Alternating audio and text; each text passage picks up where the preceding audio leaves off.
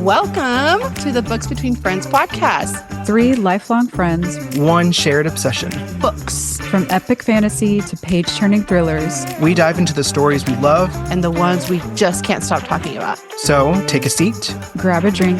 And get cozy.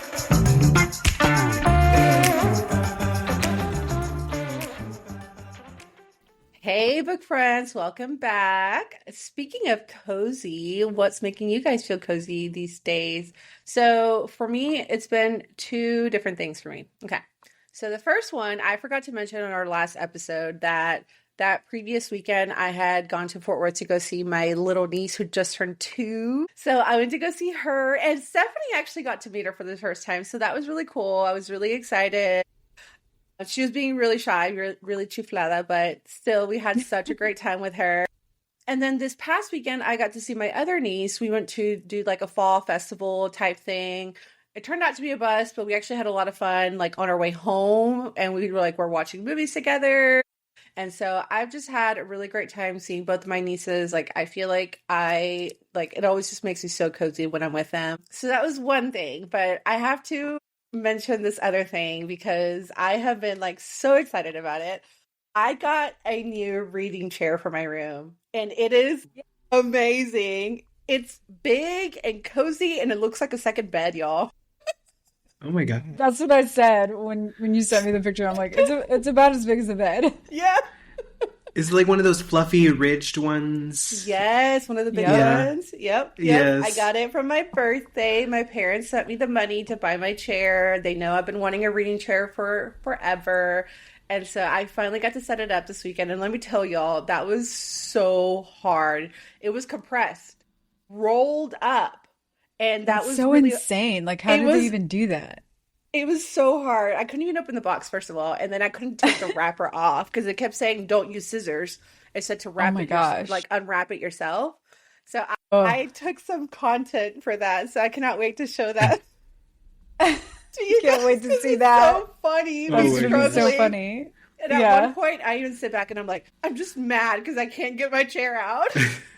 I can see it now, how you get frustrated.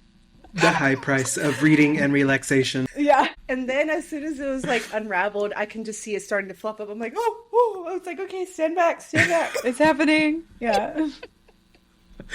That's hilarious. So that's what's kept me cozy these past few weeks. Been loving my nieces, time with them, and then I get my new chair. I'm so excited to finally lay down on it. So what about you guys? I'm so jealous of your cozy chair. Dude, it's so good. It's so cool. Okay. Well, for me, I've been staying cozy because I've started a new job. And yay! I'm so excited. Yay, so happy for you.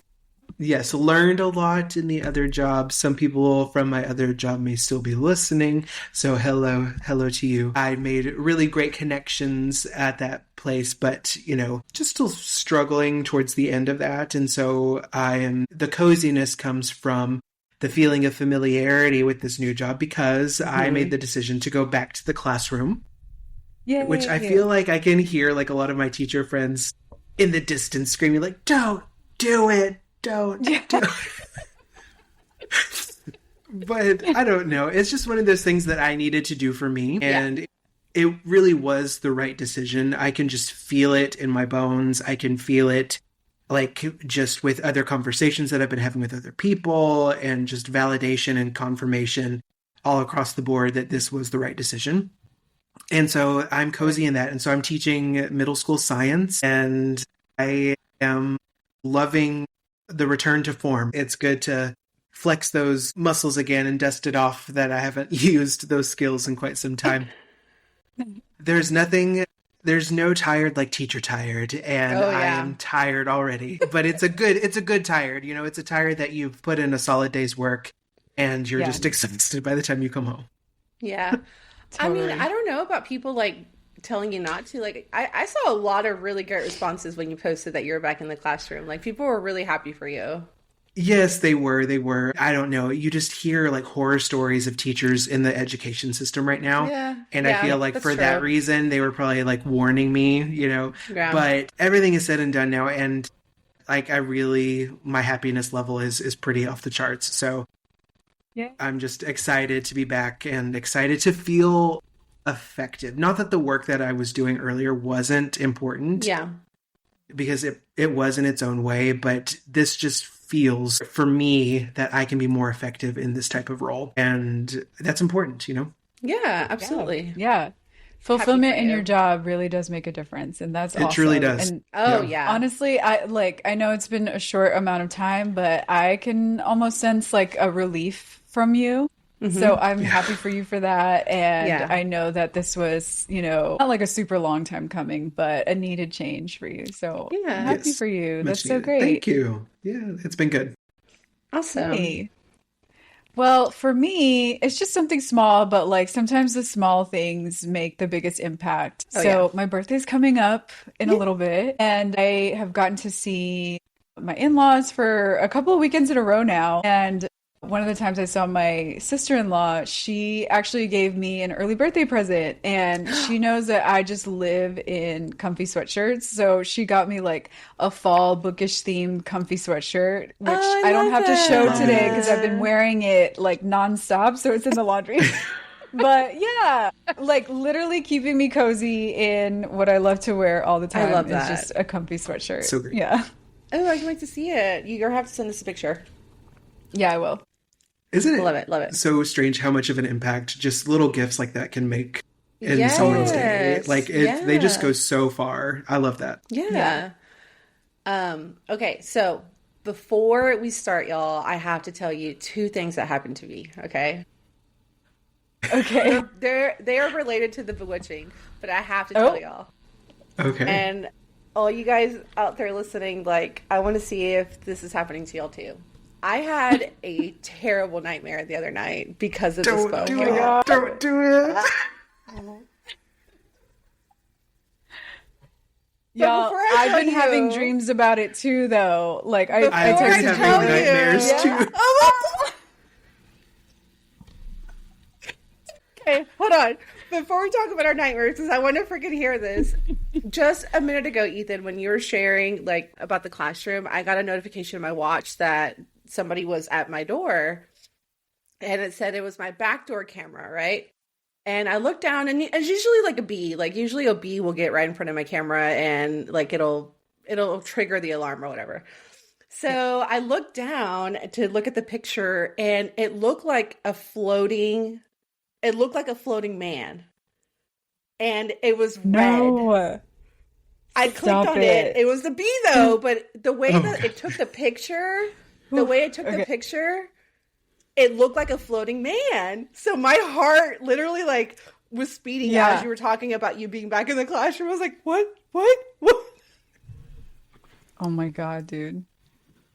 I was freaking out, you guys. So freaking out. Okay. Yeah. Okay.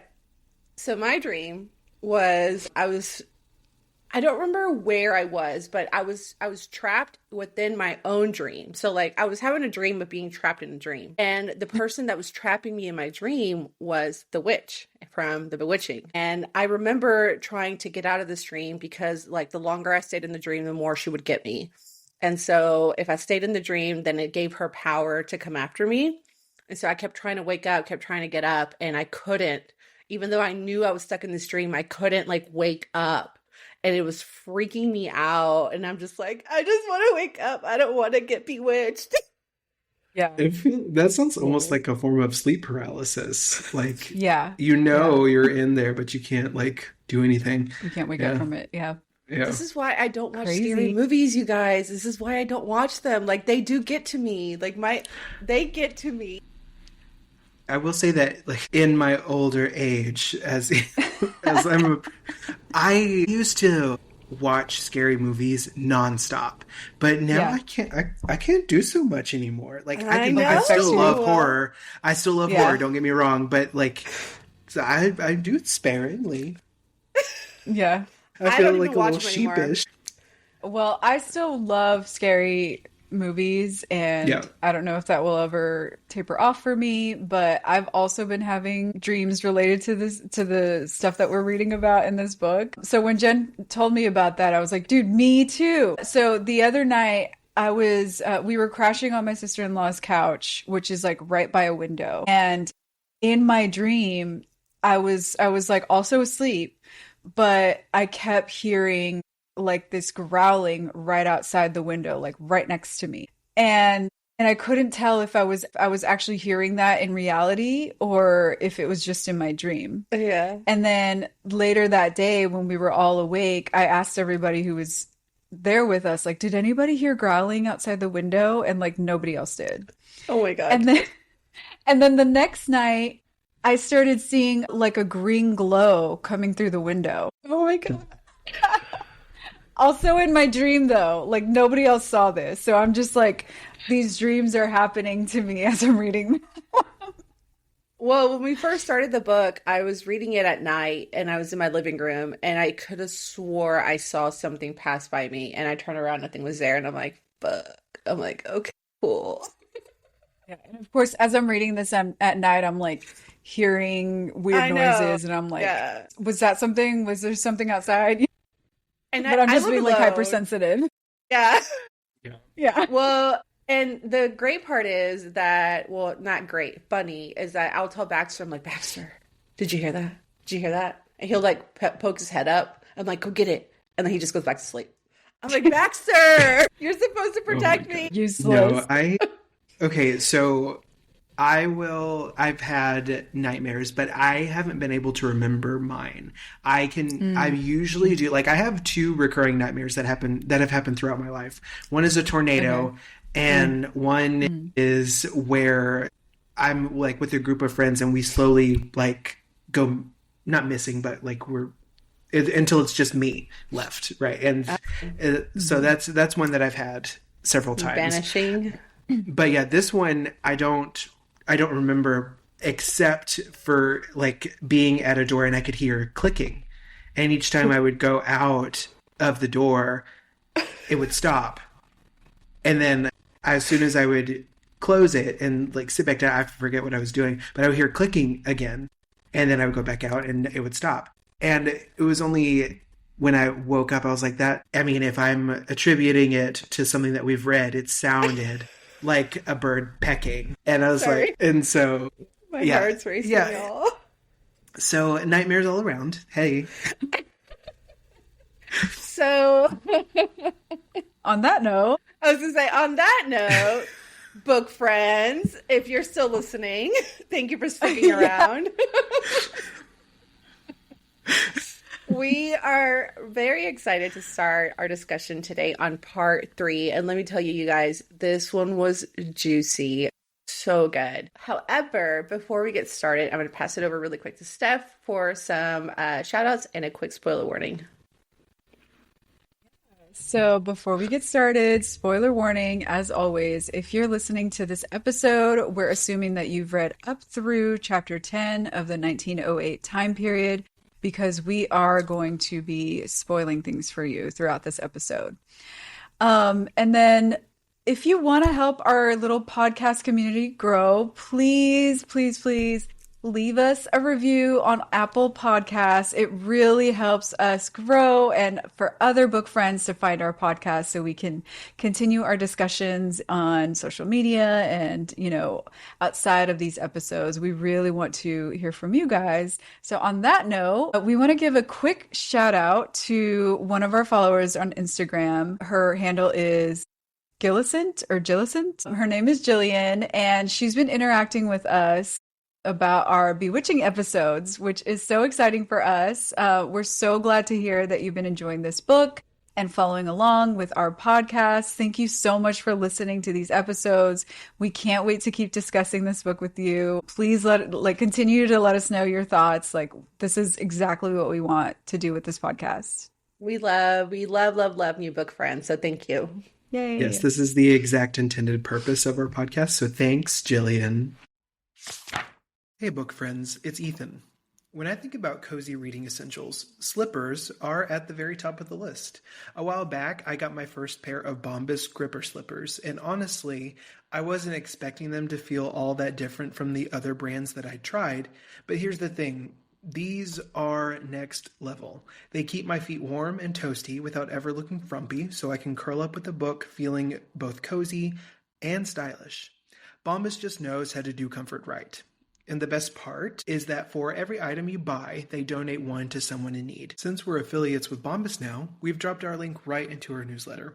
So if you're ready to upgrade your cozy essentials, be sure to subscribe and check it out there. You can always find the link in our bios on all of our social media accounts.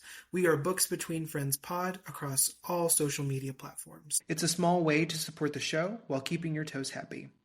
Now, let's get back to the episode. So, before we get into our 3, 2, 1 discussion, because I'm like itching to get into it, let's summarize really quick where we are on each of our time periods. So, this time around, a lot of our meat came from the 1908 timeline period. There are still things happening in 1998 and 1934, but a lot of the story really came from 1908. So right now, where we're at with Alba, life on the farm is getting creepy for her, you guys. And ever since her brother Tadeo disappeared, like just a lot of weird things keep happening. Animals are still dying. Chickens are not laying eggs. Like a lot of things are happening. She's seeing strange green lights outside her window, and she's having nightmares that are feeling like super real to her. Her mom, of course, is brushing everything off, but Alba knows something is not right. Then, during one of her nightmares, she gets bitten, y'all, and she wakes up with a wound like right above her heart, and she freaks out. She's convinced that the witch has gotten her, that she bit her, and that the talisman in her room for her protection is not working. So when she goes to Jovita for help, she tells her there's nothing more that she can do and that she's pretty much doomed. But the person that is still willing to help her is Valentin, which, by the way, finally started to court her, or told her that he would start courting her properly. So, of course, they're like falling for each other, and he's honestly the only boy who's like helping her.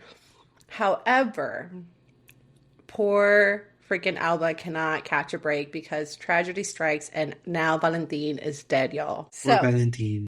I know. So by the time she finally she decides to face the witch off herself, it's kind of too late. She's been tricked by the witch, because as she's facing off this witch, y'all, it turns out that is a creature is her brother, and the freaking witch had turned her brother into this creature and tricked her into killing her own brother. So that is how the 1908 timeline period ends, you guys, and that is how our section ends. So we're going to get a lot into the discussion, but let's just talk about 1934 and 1998 really quick. So in 1934 at Stonebridge College, Jenny is continuing to fall apart. No one's taking her seriously. She insists she's being followed, that something evil is after her. But her friends and even her fiance, Edgar, like they think that she's being dramatic or she's trying to gain for attention. Even Edgar kind of thinks that maybe she's losing her mind and she's becoming mad. At one point, Edgar tries to get Betty's help to take her to a sanatorium, saying that she just needs help. He just wants her to talk to a doctor. But the more she tries to explain, the more everyone just dismisses her. Like poor freaking Jenny. And more things start happening to her, like strange noises. The paths are changing over there in the college. And for a moment, Beatrice thinks that she hears something outside of the window, and she has like this really uneasy feeling, but then she quickly dismisses it. So that's 1934. In 1998, this is also getting a little juicy. So I cannot wait to see what happens and more in 1998. But we're fast forwarding to 1998 with Minerva, and she's starting to experience a lot of what was happening to Jenny in 1934. After she found the dead rat, now she has a dead cat, you guys. She's hearing creepy noises. Now she feels like someone's following her. The path at Briar Commons changes for her as well. And she just feels like she's living out this kind of horror story that she's supposed to be writing about. So she's kind of like feeling confused and tired and not understanding. She's starting to see the connections between what's happening to her and what's happening to Thomas and what happened with Beatrice. And so at the very end, she does try to tell Hideo that she thinks she's being bewitched and that she's been bewitched, but he doesn't believe her and immediately tells her that she needs to contact health services. A lot of the same thing that's happening to Jenny is now happening to Minerva. So, that's where I feel like a lot of the story is going to pick up in our last section. But let's talk about what is happening now. And now let's dive into our 3, 2, 1. So 3 things that stuck out to us. I kind of have a lot, so you guys, stop me if I start rambling. But one of the things that really stuck out to me are Alba's dreams. So she had two that turned out to be true, and they're both extremely creepy too. So I'm just like, ugh. And it made me think back to what Jovita was saying in our last episode when we talked about this, where she told Alba that Alba has visions. So she said, you dream and you glimpse things that will be, and sometimes you see things that have happened. It's a gift.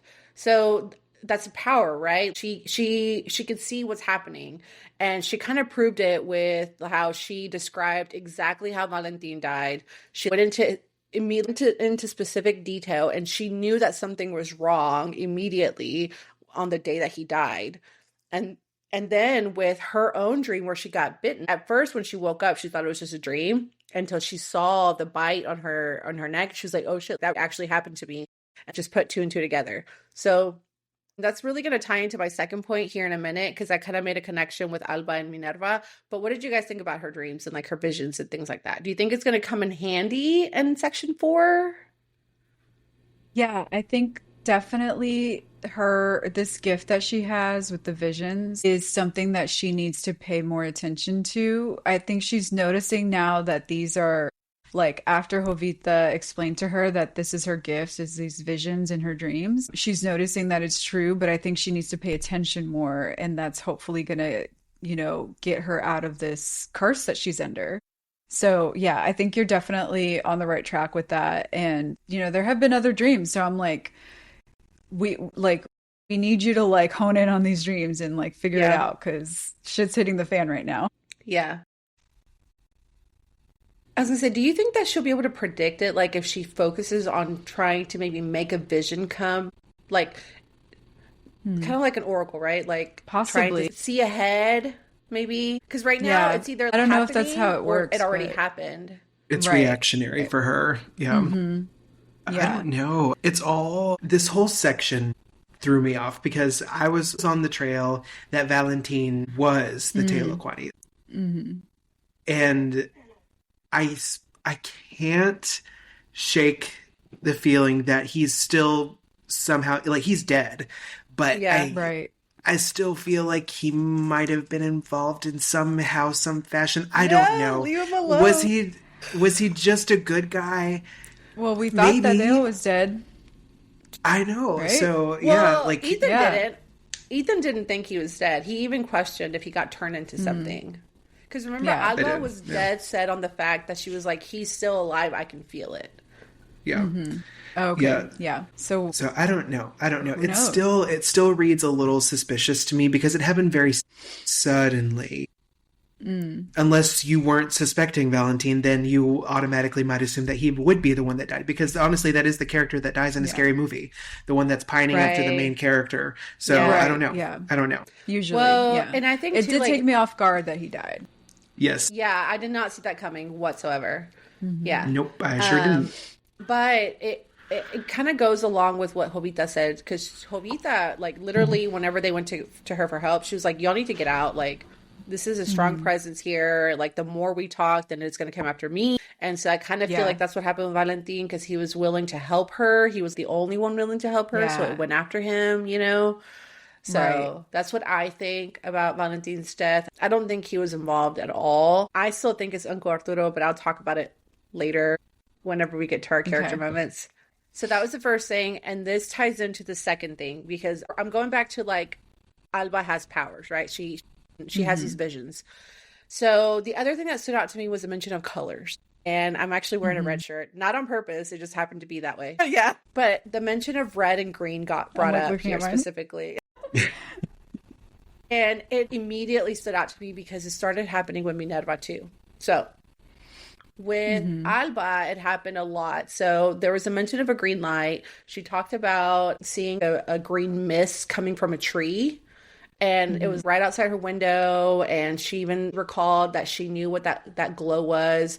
It was the glow of a witch. So she knows that that's signaling that a witch is there, right? And so she says that the light made her think of diseased flesh, of rot and decomposition. Okay. So that was the mention of green. And then I got mentioned again whenever she was trying to capture the creature who ended up being Tadeo. She talked about glowing green eyes, and that when the creature turned back into Tadeo, the green eyes dimmed away. So he was under, obviously, the witch's curse whenever the witch turned him into that creature. Yeah. Then red got mentioned several times. So the first time it got brought up was when she was having that dream right before she got bitten. She said the pain spread down her belly. She screamed and tried to fling the phantom off, but the needle sank in, pinning her down. The room had turned into a splash of vermilion, the color suffocating her. So I had to look up what vermilion was because I didn't know that was red, but it's a shade of red. Yeah. Yeah. Yeah. And then it happens again when she's thinking about Valentin. And this is when she remembers the dream of him. Because like she vaguely remembers a dream. She was like, I don't know why, but I just remember being really sad. And then she couldn't remember it though. But when she saw the splash of red, she knew immediately something was wrong. So she said she bent down to pick up a pillowcase, and when she looked up, the world turned into a dark splash of red. The clouds that drifted in the distance were tinted crimson. Even her hands, when she looked at them, were painted a terrible shade of vermilion. Something terrible was going to happen. She could feel it. And so I made a connection with Minerva when she was with Noah in the factory. There was like one sentence there that really stood out to me, and it said, the sight of the red fibers made her want to recoil. Something in the color triggered a sense of revulsion that she couldn't explain. And that exact morning, she woke up with her own portent, thinking that something bad was going to happen. So obviously the red is signifying that something bad's going to happen. But the connection I wanted to make was that Minerva, I think, might have the same kind of powers that Alba has, and she might be able to have visions as well if the colors are affecting her this way. So, okay, one of my things is also the colors. And so I'll go ahead and like add in my 2 cents here. I have more to add revolving around the colors. Okay. So I think it connects to the progression of the curse, because at first Alba was seeing a lot of green, and she was mentioning the green, leading up to the point where she got bitten, and then she started seeing red. And then Minerva is actually seeing green more often, almost like it's leading up to, then she sees the red. So she saw green first on the walls of the factory. And then when they visited the factory again, she mentions that there's a stained glass window that was green, that was like casting the whole room in this green glow. Oh, that's right. And she then did. Interesting. And then when she's lost on the path that keeps changing around and she's lost, can't find her way, she mentions the green canopy of trees above the path. Okay. So right now, I think she's in the early stages of this curse. And similar to when Alba was in the early stages, she was seeing green. And then she started seeing red after she got bitten. So I think it's leading up to that fever pitch whenever the witch finally gets what they're needing, either blood or hair. You know how Jovita said, don't let them get nail clippings or something from you, because then they trap you. Well, because immediately when she saw the first red, it was attacking her, and then when she saw the second red, it was right when Valentin was like he was dead. He was either dying. dead or about to die. Yeah. Because the minute she got back to the farm to go ask about Valentin, Mrs. Molina even said, "Oh, he just died like half an hour ago. Just died." Yeah. And she had just seen that red, and she was feeling like, "Oh my gosh, something's happening." Yeah. Interesting. I did not put that together. I picked up on color. I didn't necessarily pick up on the progression. I think that's really interesting. You're right. Yeah. It's like green is like not safe zone, but it's the beginning stages. And then as you progress, we're like, getting to red. You're the target, and then they've trapped you or they've ensnared you. Yeah. So those two things really stuck out to me, because it's really kind of playing into my prediction, which I will obviously share once we get there. But, there's a lot of similarity between Minerva and Alba, which makes sense. They're family, right? Yeah. But if she's being revulsed by this color, that's going to play into maybe she also can have visions. Maybe now she's going to start having visions if we're talking about the progression of things, right? Yeah. Okay, the last one was just like a tiny little tidbit. It's not really anything. It was just more bringing it up. But I noticed the whole I noticed Briar's Common is like the place that they keep staring at whenever we're talking about Stone Ridge College. Right. And it's a lot of Yeah. where the creepy stuff is happening, and the changing of the past that's happened to Minerva now. It's starting to happen to her, like it happened to Jenny, where she was like, getting lost in circles because the path kept changing on her. It wouldn't let her go home, you know? And so it's just a lot of like the same things happening. It's just really creepy. The only thing I just wanted to bring up here is that like it reminds me of Cameron Park. Yeah. So have you guys ever been to Cameron Park, and have y'all been to the witch's house there? So I've never been to the witch's house, but I remember like talk about it. And then like one time, I don't know if we went with you, Jen, but like a group of us at night were being stupid. We're like, oh, let's go to Cameron Park at night and see if we can find the witch. Oh, I was there. Yeah, we were there. It was me, Okay, you, Rebecca, Jesus, right? Yes, that's yeah, right. yeah. So my dad Oh used my to take us God. there as kids, and we would go at night. And it was only when my grandma from Mexico would come visit, because she wanted to go see it too. And so we would chase owls around, waiting for them to transform into witches, y'all. We were stupid. Yeah. Crazy. Oh my God. Yeah. But all the paths, like at night, were like in my head, I was thinking like, it kind of reminded me of what they're talking about with Briar's Common and like the changing paths and stuff. I'm just like, what was I thinking chasing after these witches? Like, what am I doing? And for those who don't know about Cameron Park, just to like give y'all a little bit of context behind it, Cameron Park actually has the largest system of trails Mm-hmm. in a municipal park, next to only Central Park in New York City. So it's a large municipal park with a lot of trails, and like at night it's spooky, ooky, kooky stuff. Yeah, Yes, very, it's- very. But Yeah. it's a great park to go to if you like hiking and biking and trail walking. Yeah. So don't knock Cameron Park. Maybe just go during the day. Yeah. Yeah, go during the day. Go during the day. Yeah. And don't go chasing owls. What was I doing? Yeah, especially Don't after look for the reading The witch's Bewitching. house. Yeah. Yeah. No.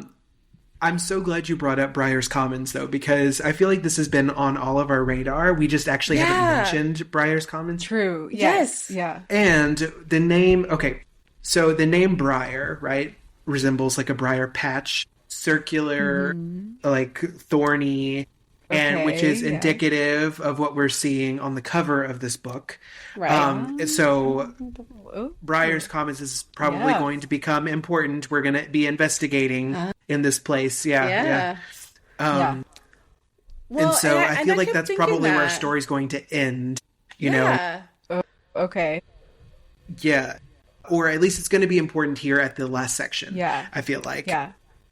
And so I don't know if this is where all the witchiness is happening or if it's actually a sanctuary because of the shapes that briars take, right? Circular that we were talking about, like the witch okay. marks that protect. Yeah. So I don't know. It could go either way here. Yeah, because Okay. like literally 1934 chapter, Ginny's always looking at Briar's Common. They're always talking about Briar's Right. Commons. And even Minerva brings it up whenever she's like talking about it. So I'm like, why haven't we brought And this is- up yet? It's literally Is that a the dorm where common. Thomas disappeared from? Or was that No, Joy's that's- house? Hers is Joy's house, right? Yeah, hers is 'cause Joy's house. That's Conrad's room. I don't know. I don't know that it's a dorm. I think it's just a building.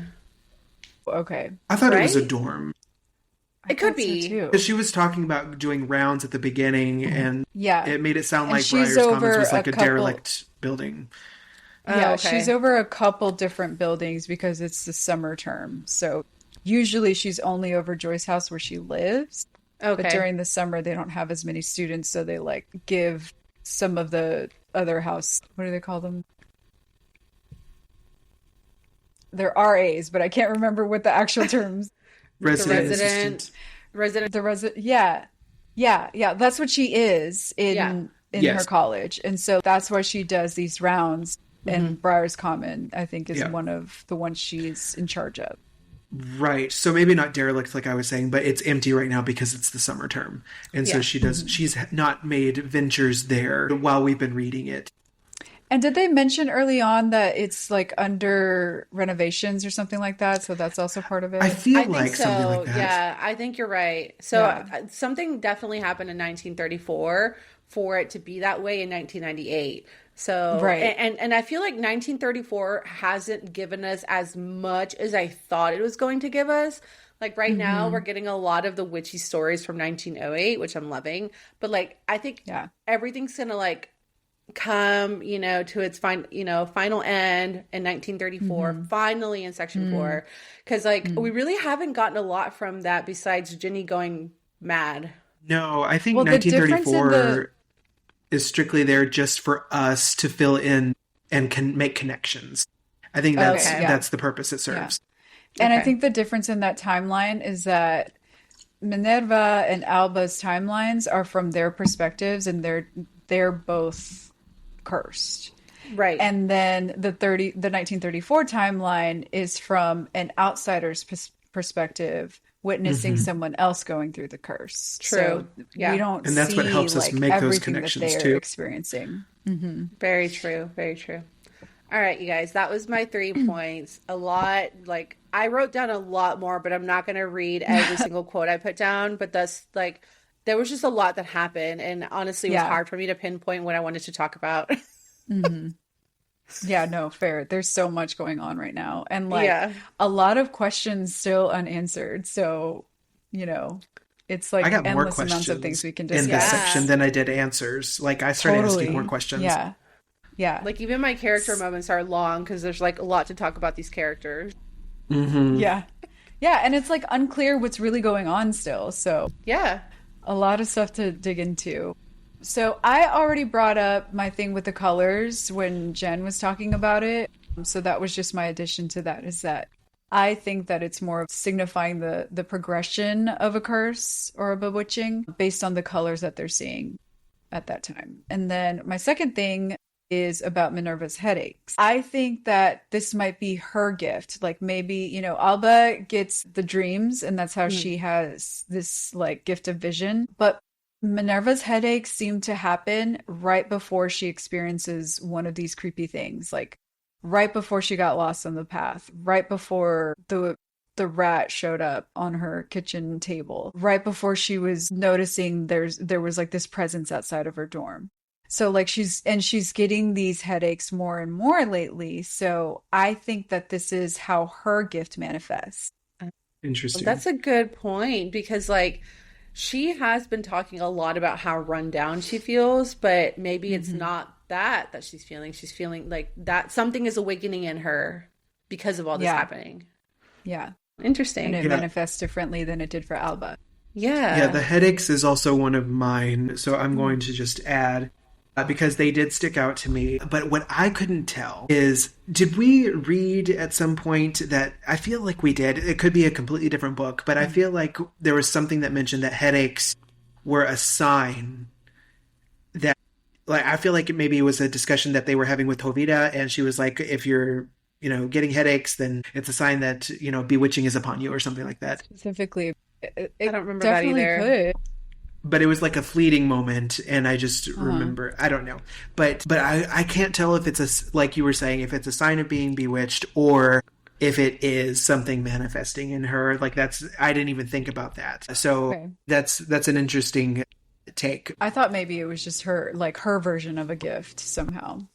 Like that's how she can sense a bewitching or a curse or something. Could be. Yeah. And then my next thing was this talk of familiars. And again, it's just so fleeting, but it's I'm been so glad mentioned you a brought it couple up. times Yeah. now. But again, it's just like peppered, like maybe a part of a sentence or in just one sentence, and then we move on and nothing more is said about it. But it's been coming up. Yeah. So I wanted to talk about this like concept of the familiars. In Minerva's research, she's learning about familiars, and she's the one bringing up that like it seems typically animals, like the quote is toads, cats, and dogs can become this thing called familiars. And it sounds like what Jovita was saying about the minions when Valentin took Alba to Los Pinos. And this is around the same time that Karnstein goes missing, the stray cat that she's been feeding. And then Karnstein turns up dead on her porch. But just briefly, because then Hideo comes over and she's like, oh my gosh, Karstein's dead. But then he's gone. Even the dead carcass is no longer on the porch when she brings Hideo over. So I'm wondering if, like, one, I'm like, okay, has Karnstein been turned into a familiar? And is it like the minions that Jovita was talking about in Los Pinos? So, and I'm like, what's the purpose of familiar? Like, what?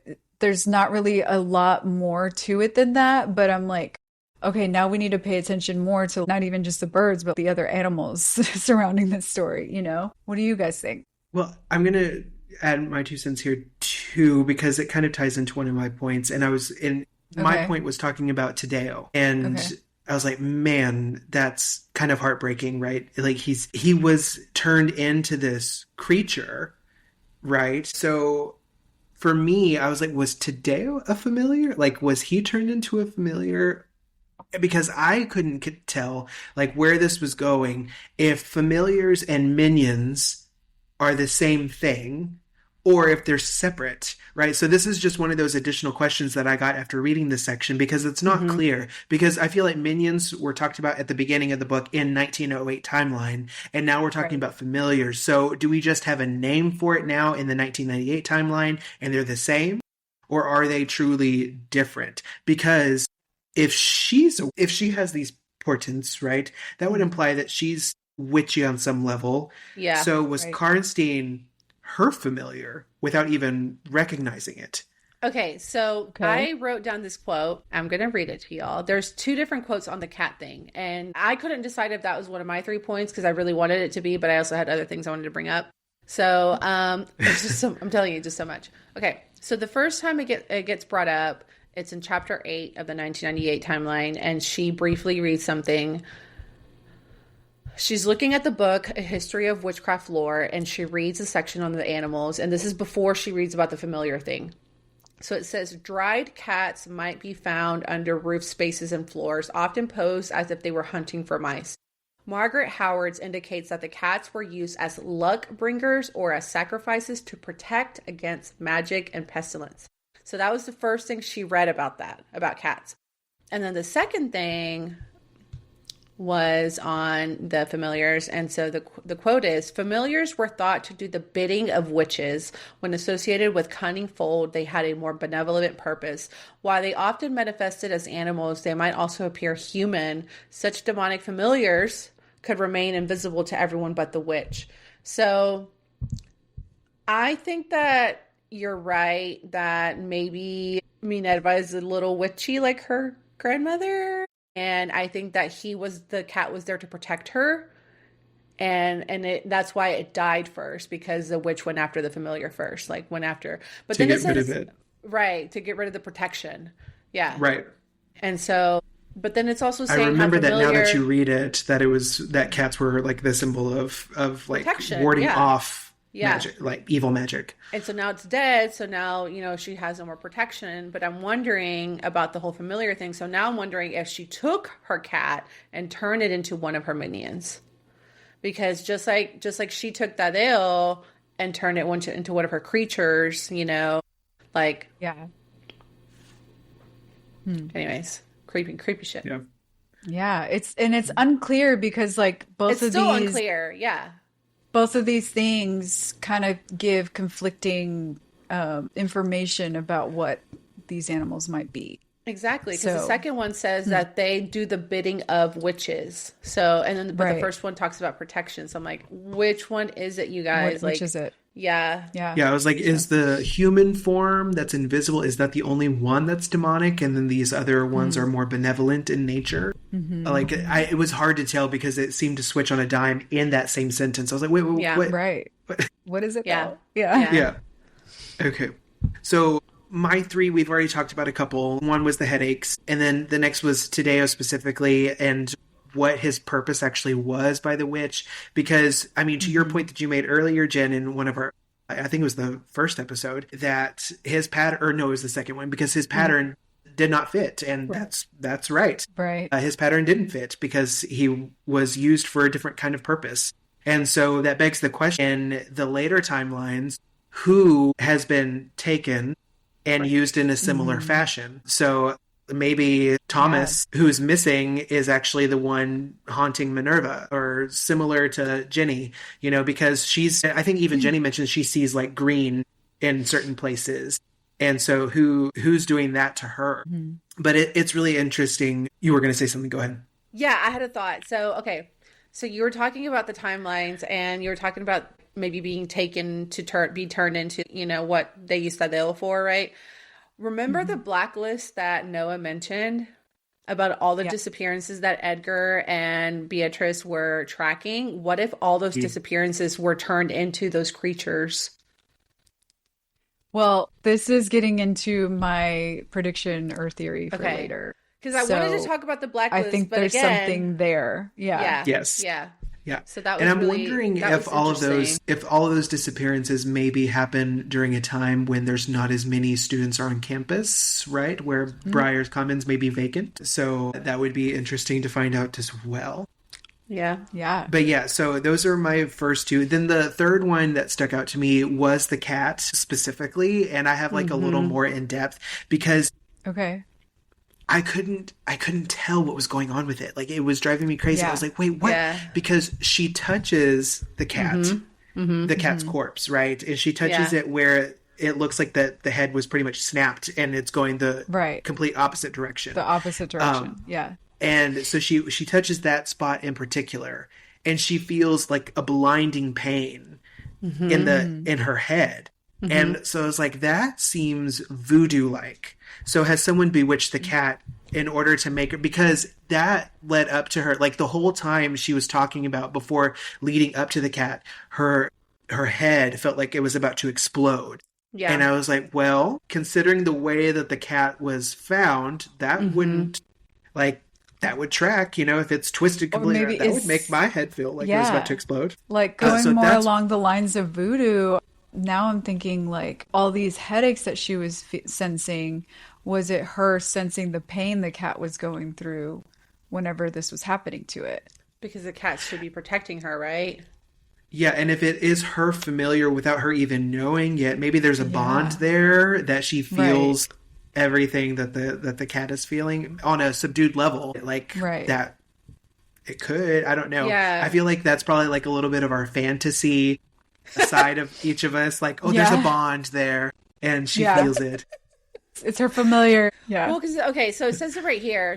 It says she bent down and touched its head, and she felt a violent twitch on the nape of her neck as if she had been hit with an object and leaped back.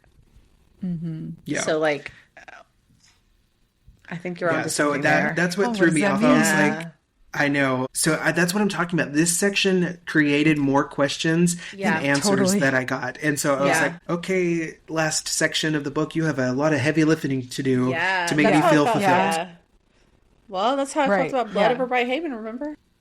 Oh, yeah. Oh, yeah. Yeah, so at least this one has 9 chapters, or 8 chapters, I think. Okay. And Blood Over Bright Haven had 5, so... Yeah.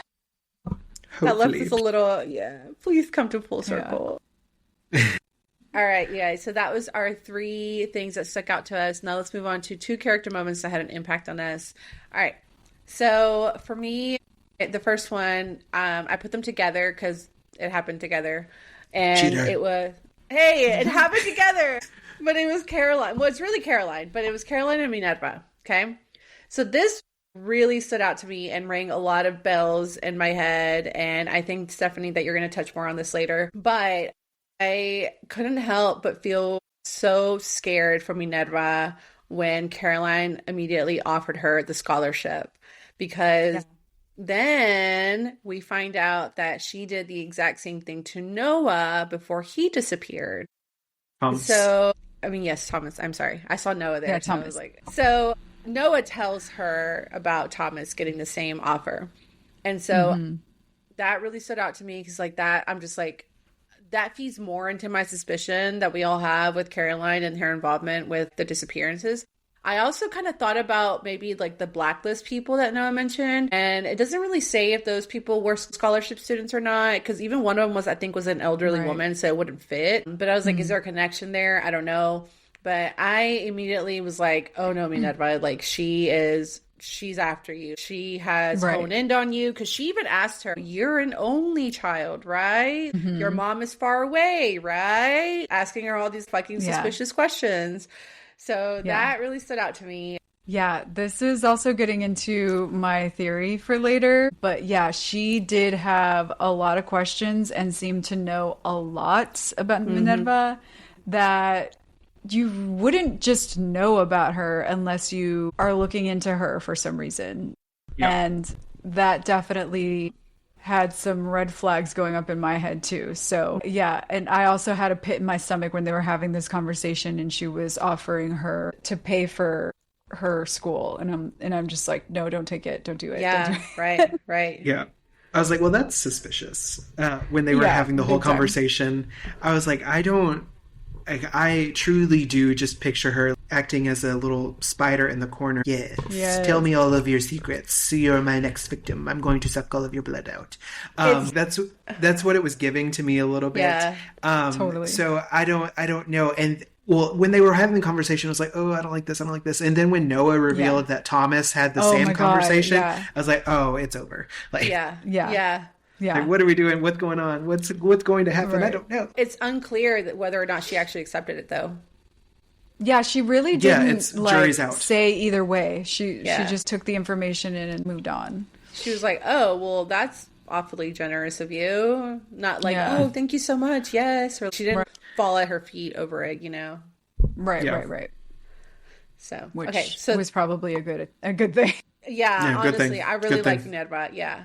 Okay. So that was my one character moment, 2 for 1. But the last one that I have is on Valentin. Okay. I cannot believe he died, you guys. Sweet I boy. was so devastated. I really was, especially because their last conversation was him telling her that he was going to start properly courting her. I'm like, Oh, yeah.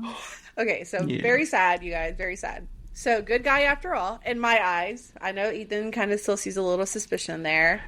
Yeah, still got a question. I do. No, I think he was good. I feel so bad for him, and the way that he was killed just sounded terrible. You guys, like, awful. I did not see this death coming. But this situation actually strengthens my suspicion on Arturo. Okay, so here's why. This was the last straw for Alba.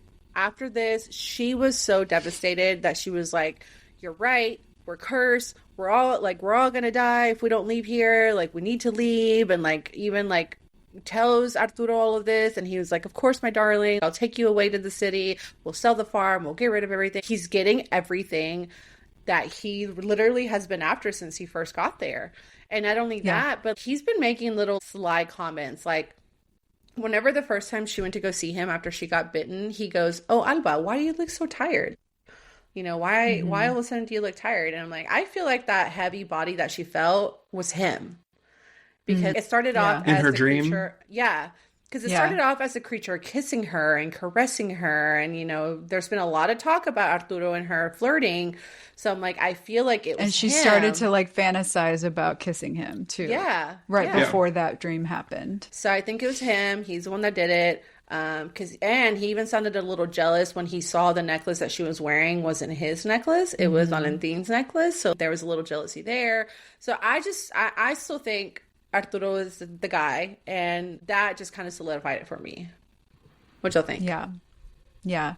And also, like, when she woke up from that dream, or no, it was like she saw red and knew instantly that something was wrong and had to go see Valentin right away. She can't just up and go. They have to get a horse ready and get going, and she had to go change. So Arturo noticed that she was on her way out, and he's like, "Oh, I'll accompany you." And she was trying to give her mom this fake story of, he said he was going to get me something to help me sleep, so I'm going to go get it. But he seemed almost excited to me in that moment, almost like he knew that she was going to find him dead and was excited that that was going to be the last straw for her.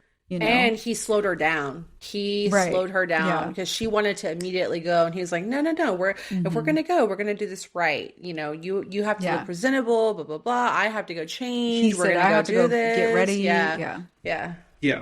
And If he I think knows that there's no real reason to hurry, we have all the time in the world. I think he Yeah, slowed her no big down deal. because, like, had she gone without him, she would have made it in time to see him before he died, and maybe he would have told her what happened.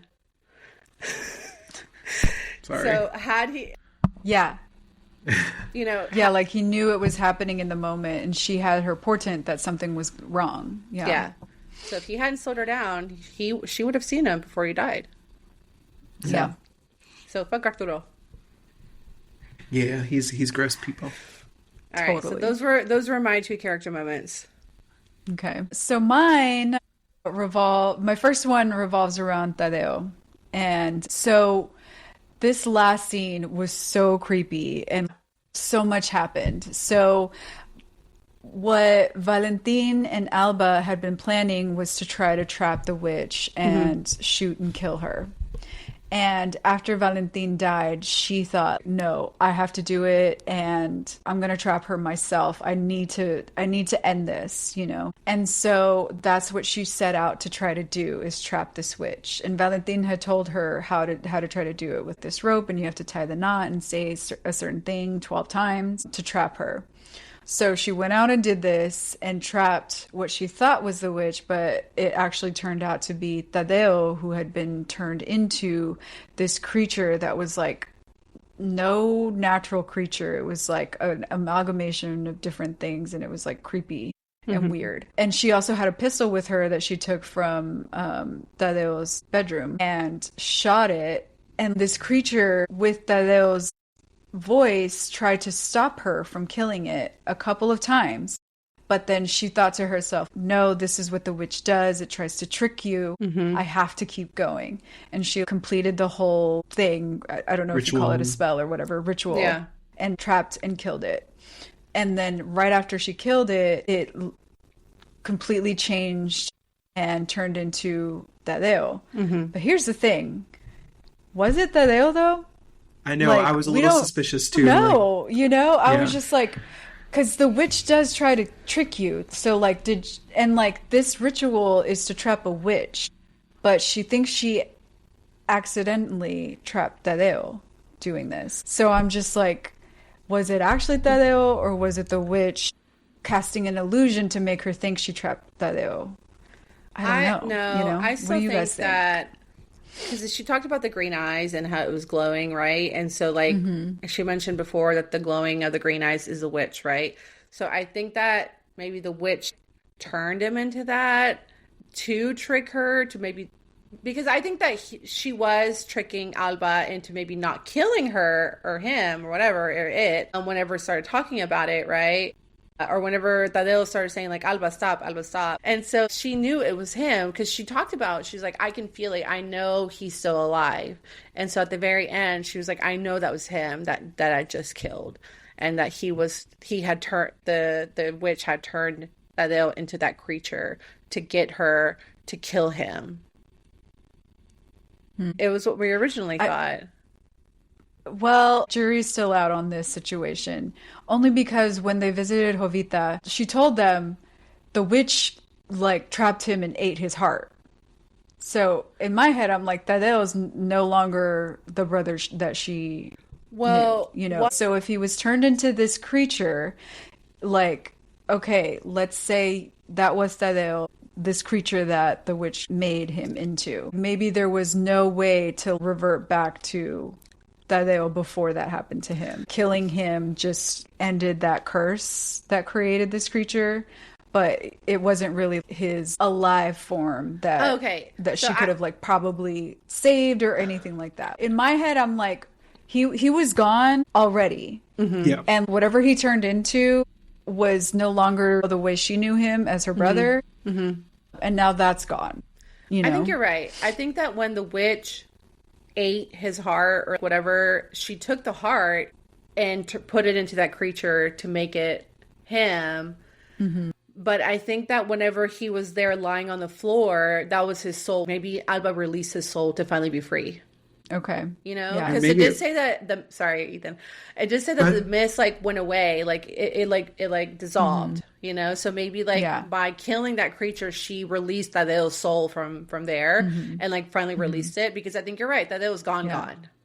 Yeah, because Jovita even said, ate his heart and left his bones somewhere. Yeah. So like he's no longer like a human flesh and blood, you know? Right. Yeah, because I always interpreted it like once the witch ate his heart, that it was that was how the witch got him to do her bidding, right? Like Right, you, that like too. I own you now, like you the know? minion thing. Yeah. Yeah. Mm-hmm.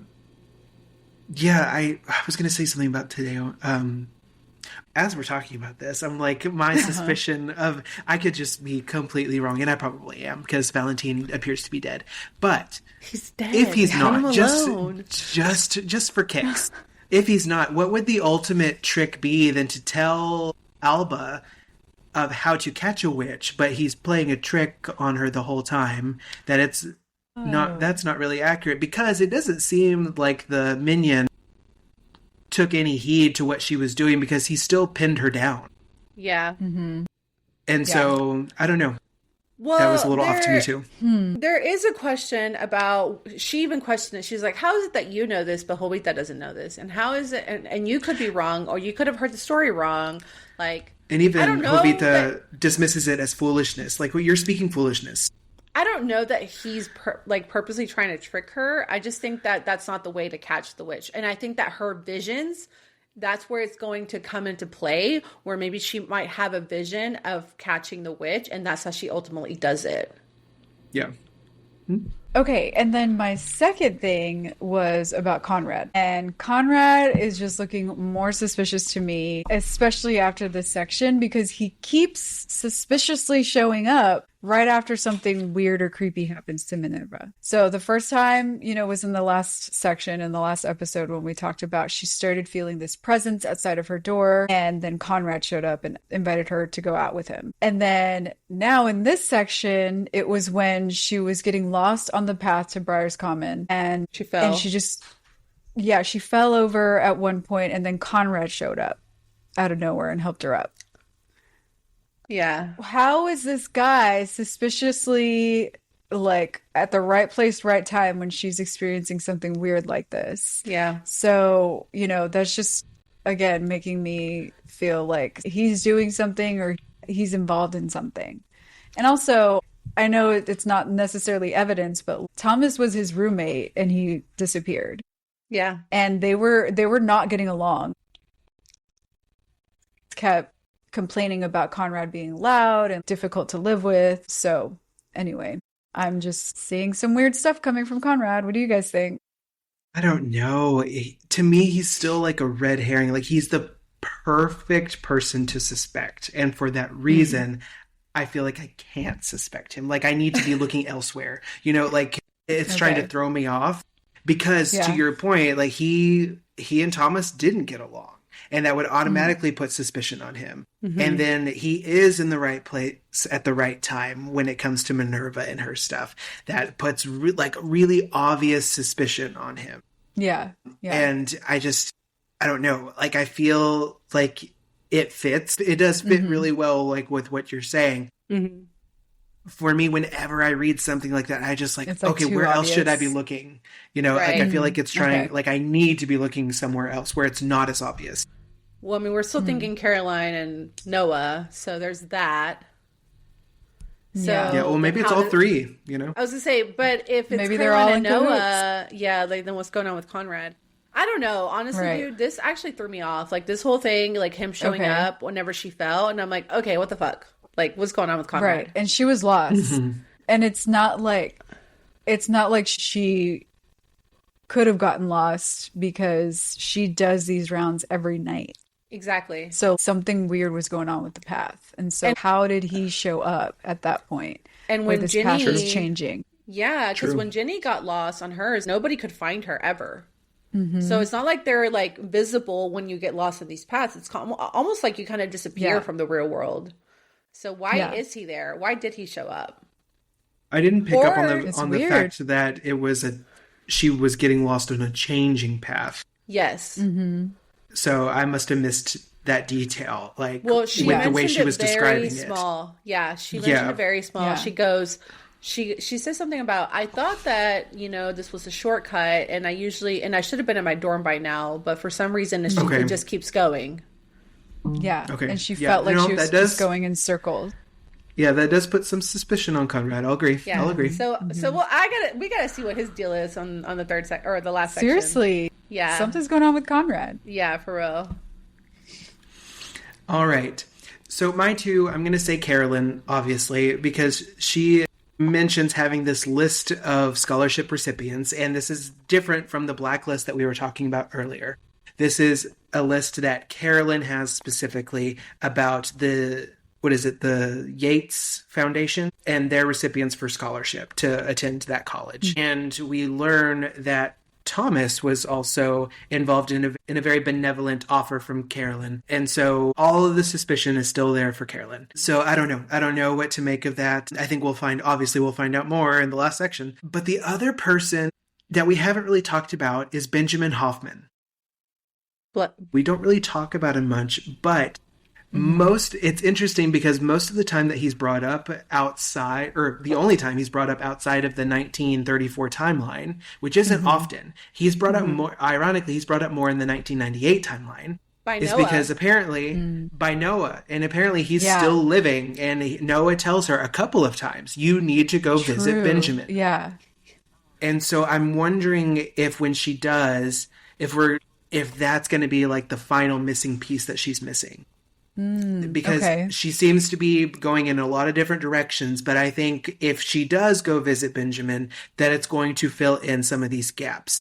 And for that reason, I can't tell if Noah is truly trying to help her or if he's just weaving further into the web. I really can't tell. I really can't tell because he's making a specific point to tell her. He's like, and he's trying to brush it off like as if it's just in conversation. But he's like, you need to go visit Benjamin. I Benjamin. still think that he is trying to help her because he's the one that got her an audience with Caroline, because I think that he wants her to read the manuscript to help her connect the dots, to help make those connections. And he's still around, like, almost like a protector, right? Like he's like taking her home, making sure she gets there okay, checking on her, like even having conversations with her to make sure she's not alone. And then as to your point, he does point out the fact that, hey, why haven't you talked to Benjamin? Have you talked to Benjamin? So I think he's trying to help. But again, we talked about in our last episode that I see the walking red flags and I go towards them. So I don't know if this is that case or if he really is just trying to help. Interesting. Hard to say. We won't know until we know, right? I know. Yeah. Okay, guys. So good. That was our 2 character moments. Now let's get into our theory and prediction. And this is our last one because in our last episode, we are going to talk about our final rating. So we're hoping to see what comes out of our theories and predictions in the next section. So here's mine. And I kind of talked about it in the beginning when I brought up the colors and I brought up the her visions and stuff and just having these powers and stuff. I think that Alba and Minerva are witches, but I think they're good witches. Because we've talked a lot about all the bad things that's been happening. We talked about it, but we really haven't talked about Alba and her powers, her visions and stuff, and her portents, and Minerva's portents. Like, we really haven't put a lot of emphasis on that. But I was also thinking about Ginny and Thomas and how they both tried to fight off the evil. Ginny was talking to her mom, trying to get answers. She was talking to the spirits. She was trying to ward off, making all those like shapes and stuff. Like, she was trying, and I think so was Thomas. That's why he was like doing all that research. But for whatever reason, they could not fight off the evil that was haunting them. But yet Alba survived, and we only know that she survived because of Minerva bringing her up all the time and how she was raised by her great grandmother. And we also know that she lived until she was 101. So we know she survived. So I think that the key to surviving is going to be that the fact that they're witches, only a good witch can fight off the bad witch, right?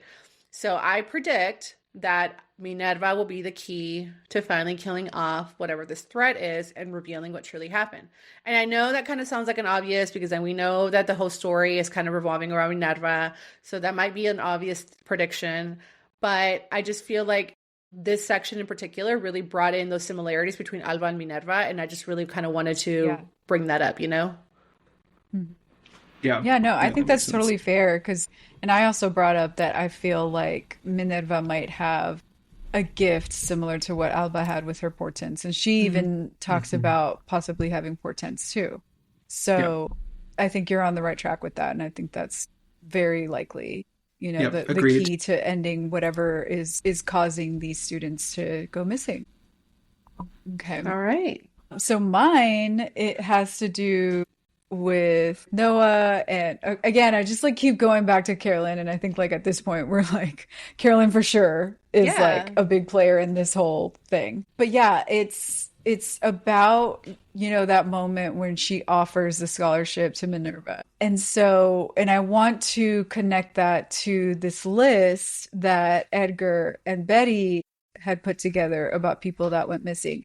I think we will find some connections, if not like a lot of matches with that list and the list of these students that received this scholarship from the Yates Foundation. Yeah. Because Noah explained to Minerva after she told him about this offer from Carolyn that Carolyn likes to personally look through the paperwork from these potential students for the scholarship and do her own research and personally pick the people out for this scholarship. And then something else that I noticed that Carolyn keeps mentioning to Minerva is about her blood. Usually it's when she's talking about Noah kind of being a bad student, not really that bright, and he can barely make it through his classes with all these tutors and resources that they throw at him, and he's barely skirting by in school. And she says it's something in the blood, he's not like you, it's in your blood. And she's just so hung up on this notion of her blood. That's feeling a little witchy to me. And the fact that Noah said that she personally likes to pick out the students for the scholarship, I'm just like, is she picking out people whose blood she thinks will be most, I don't know, beneficial for her, or I don't know. What do I think it has something to do with that. Yeah, now that you're saying that, I'm wondering if there's some similarity that Thomas and Minerva share, if they were targeted both by Carolyn, besides their situation. Well, they were both into horror. That's what Noah was telling Minerva, was that they're both into the horror stories, and he was taking those classes too with all those books. Yeah, and so Thomas was tutoring Noah on an art class that they were taking together. A religion class. Thomas was also, I thought it was an art class. It was religion. That's why you had those. It was religion. It was of the New England Puritans or something like that, because even Minerva asked Noah, she was like, why did you take that class? He said, oh, I needed an elective or something like that. And I'm just, and no, that's what made me sus of Noah, that particular, because of the class that he took, because he was targeting a class that Thomas had. Oh, okay, right, like because Carolyn had already picked him out and said you need to get close to him. Right. And hey, he's doing the same thing with Minerva. That's true. Yeah, but anyway, all that to say is that like Carolyn also says something about like when she says that weird comment about like it's in the blood, and she also says that Thomas was like her, ambitious, intelligent, bright. Yeah. And then again, the comment about the blood, which is so creepy. Like, why are you saying that? Yeah. Yeah. I mean, I kind of thought that there could have been a similarity between the scholarship people and the students on the blacklist. But the only reason that I thought maybe no was because one of the missing people happened to be like an elderly woman, but it was close to Temperance Landing too. So I was like, okay, maybe that was an old student who used to go there and is just now elderly, Yeah. I think it could just be like she's a missing person, because I think you're right, Steph. I think they have lists both involving missing people, and now they're going to cross-reference them and see if there's any connections and similarities. And also Edgar and Betty were making this list based on like the circumstances of these people's disappearances, but they were kind of trying to decipher just like weird circumstances. Yeah. Some of those might just be coincidental, but others might actually match up with this list that Carolyn has of like people she wants to extend this scholarship to. You know? True. So it may not be a perfect match. I honestly cannot wait to see what gets revealed about Carolyn. Like, we've had all these different suspicions about her. Like, I need to know what the heck she's actually up to, y'all. Yeah. Yeah. Yeah. Yeah. All right.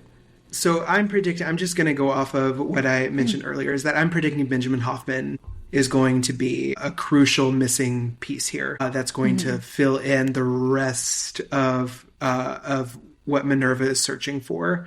There's going to be like a question, and only by making this visit will that be answered. So I don't know what that might be, but I feel like it's there. I feel like that's going to be a missing piece.